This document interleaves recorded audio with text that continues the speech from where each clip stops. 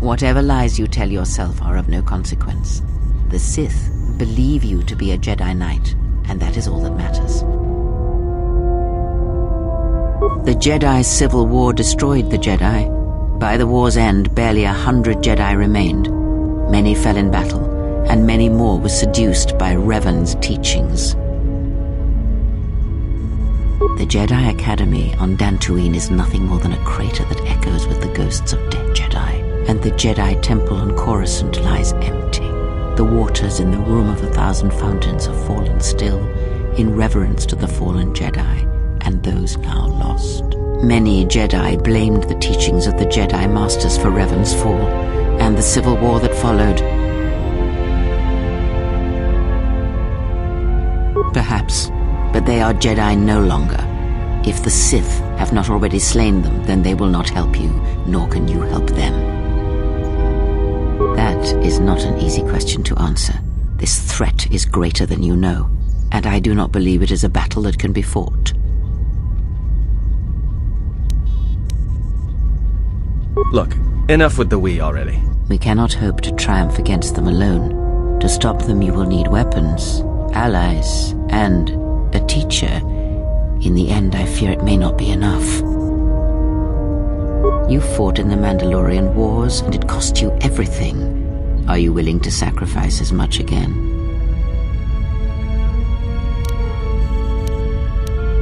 You are not listening to me.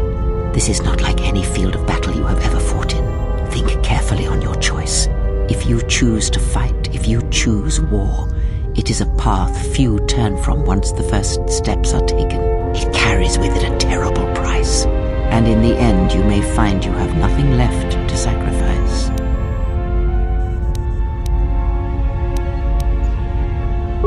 Your fool's words echo of a Jedi. You have much to learn, but we have spoken long enough, and my wound pains me. If you have other questions, find me in the crew quarters. There we will speak more. Hey, don't stop your long, boring rants on my account. I was just getting sleepy-eyed. Also in private, we will be mercifully free from the opinions of imbeciles and fools. Look, not like I care or anything, but you might want to go check on our passenger, especially with that hand of hers. I think she was barely keeping it together. I'm surprised she's able to stand with all that pain rolling off of her. Are you blind? If I were her, I'd be screaming like a stuck Mynock. Well, I mean a very strong, manly Mynock. I think she's just too proud to show any weakness. Especially in front of you. In case you hadn't noticed, she won't say 2 words to me, but she'll talk your ear off any chance she gets. What you think matters to her. A lot. She wants you to respect her. Besides, we haven't got much else to do until Telos.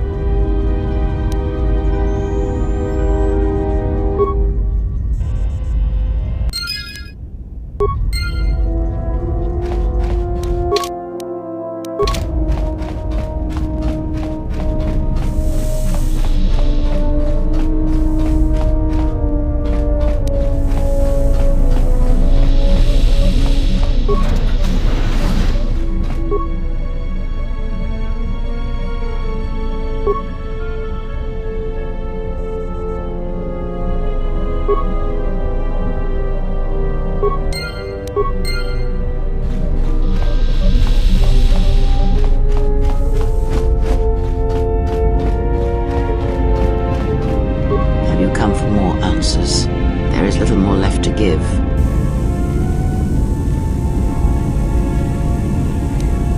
This wound is a physical thing and will fade with time. It was necessary. Some things may only be learned from sacrifice. I do not know. I fear that the consequences would have been more extreme.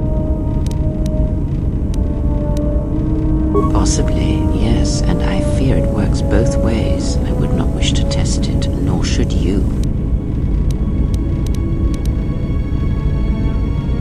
When battle is upon us, I suspect our minds are prepared enough to shield each other from the pain. I think we shall not have a repeat incident of what happened at Paragus. It seems the Force flows easily between us. When one of us manipulates the Force to heal or strengthen ourselves, the other is aided as well.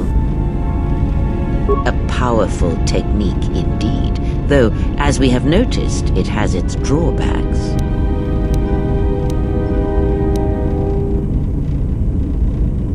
Indeed. And was it the same as before? If my suspicions are correct, perhaps the damage the Jedi Council did was not as permanent as they thought. It is not an easy thing to cut one off from the Force. What did you believe?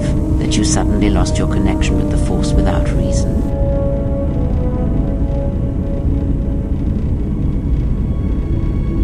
Indeed it is. It is much like losing one's ability to listen, or being put into a deep sleep, unable to awaken to the galaxy around you. Such a thing has been done before, when Jedi have pronounced sentence on their own, and exiled them as they did you. If not the Jedi, then what did you think was the cause of such a loss?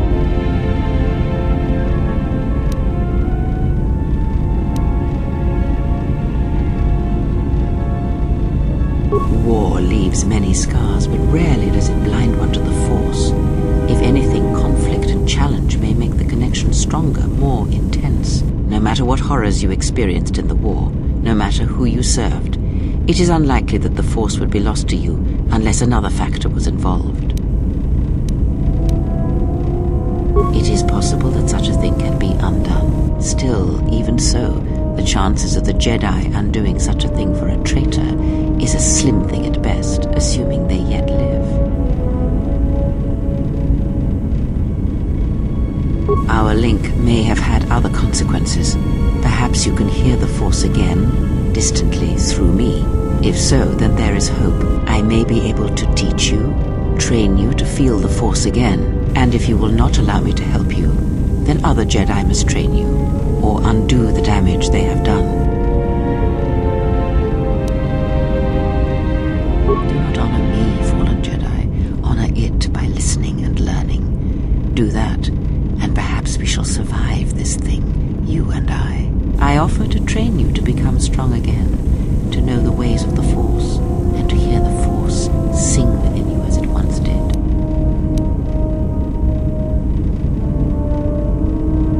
Then our training shall begin. Whenever I travel with you, I shall impart what I can to you through my words and presence.